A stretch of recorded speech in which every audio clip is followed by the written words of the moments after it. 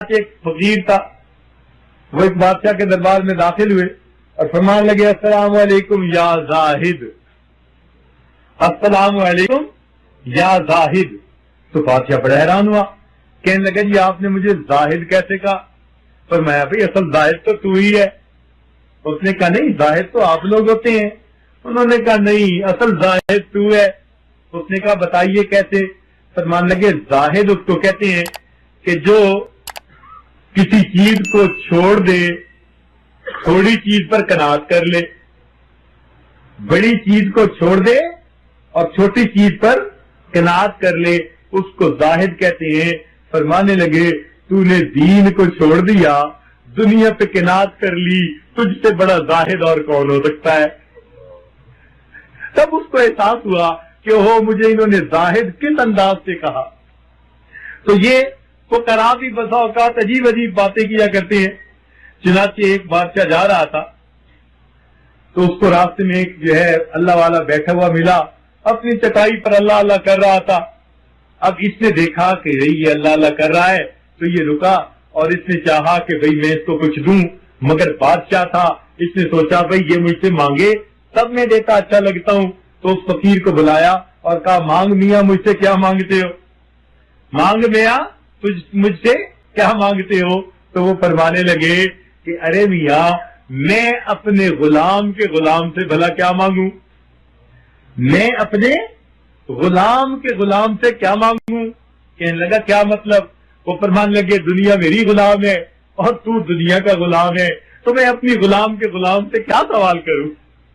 تب ان کو پتا چلا کہ اللہ رب العزت نے اس کو دل کا غنی بنایا ہوا تھا۔ ایک اور بادشاہ جا رہا تھا، اس نے دیکھا کہ ایک فقیر راستے کے اندر لیٹا ہوا ہے، پاؤں پسارے ہوئے ہیں، پرواہ ہی نہیں ہوتی کسی بات کی۔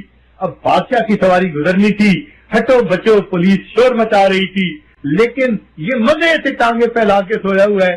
بادشاہ گزرا تو اس نے اس کی طرف دیکھا، اس نے اس کی طرف دیکھا، تو بادشاہ نے اس کی طرف جو ہے اشارتاً ایک سوال کیا، کہنے لگا میاں پاؤں کب سے پھیلانے شروع کیے؟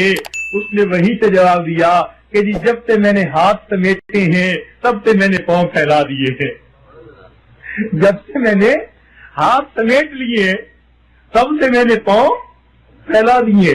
اب مجھے نہیں پرواہ کسی بادشاہ کی، میں نے مخلوق سے اپنے ہاتھوں کو سمیٹ لیا، اب میں پاؤں پھیلا کے لیٹا ہوا ہوں، تو انہیں کیا پرواہ ہوتی ہے؟ چنانچہ ایران کے ایک علاقے میں کران کو بادشاہ نے فتح کیا تو ایک فقیر لیٹا ہوا تھا، شہر کے اندر داخل ہوا تو اس نے دیکھا کہ میں نے شہر فتح کیا اور یہ آرام سے لیٹا ہوا ہے، تو اس نے اسے پاؤں سے ٹھوکر لگائی اور کہا تجھے پتہ نہیں کہ میں نے ملک فتح کیا ہے؟ اس نے آنکھ کھولی اور کہنے لگا اچھا آپ نے ملک فتح کیا ہے؟ کہنے لگا ہاں۔ کہنے لگا ہم سنا کرتے تھے کہ ملک فتح کرنا تو بادشاہوں کا کام ہوتا ہے اور لات مارنا گدھوں کا کام ہوتا ہے، میں حیران ہوں کہ آج کل کے گدھے ملکوں کو فتح کرتے پھرتے ہیں۔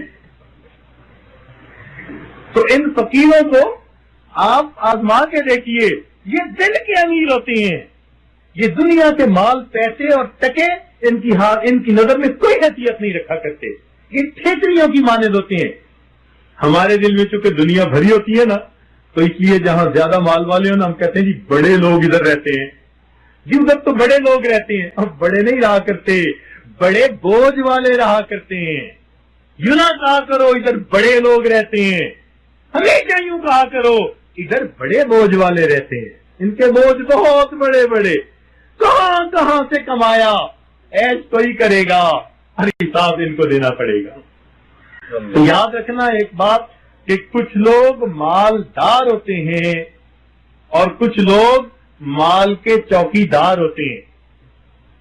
کچھ لوگ مالدار ہوتے ہیں، مالدار تو وہ ہے جسے اللہ نے دیا اور وہ اسے اللہ کے راستے میں خوب خرچ کر رہا ہے،